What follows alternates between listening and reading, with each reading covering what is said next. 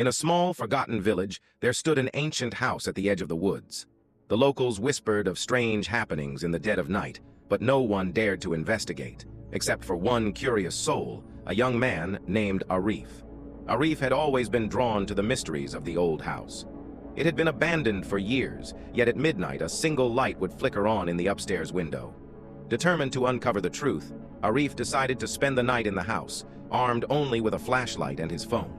As the clock struck midnight, the light appeared, just as it always did. Arif's heart pounded as he climbed the creaking stairs, each step echoing through the empty halls. The air grew colder, and a sense of unease washed over him. He reached the door to the upstairs room, the source of the light. With a trembling hand, he pushed it open. The room was empty, save for an old rocking chair that faced the window. The light was coming from an old oil lamp on a small table beside it, its flame flickering weakly.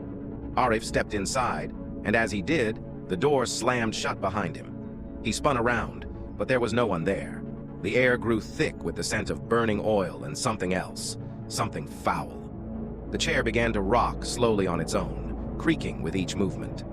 Arif's breath caught in his throat as a cold, whispering voice filled the room. "Why have you come?" the voice asked. Arif tried to speak, but no words came out.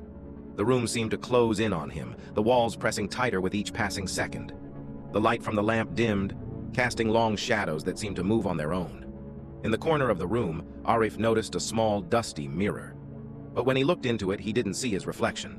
Instead, he saw a figure, a tall, gaunt man with hollow eyes, standing right behind him. Panicking, Arif turned around, but there was no one there. He looked back at the mirror, and the figure was closer now, its hand reaching out as if to touch him. The chair rocked faster, the voice growing louder, more insistent. "You shouldn't be here," it hissed. Arif felt a cold hand on his shoulder, and he screamed. In a frenzy, he smashed the mirror with the flashlight, and the room fell silent. The chair stopped rocking, the light flickered out, and the oppressive cold lifted. Breathing heavily, Arif stumbled out of the room, down the stairs, and out of the house. He didn't stop running until he was back in the village. The next morning, when the villagers found him, they were shocked.